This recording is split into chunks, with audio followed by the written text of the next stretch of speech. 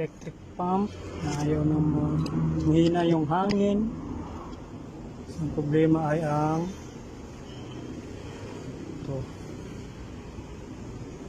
Kaya nilalagyan natin ng magic sa loob ng magic teflon para mag-expand yung gasket.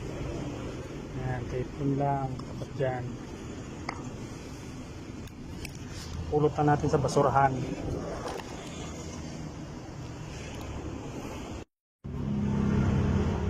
Ayan, testing time. Ano natin kung gagana.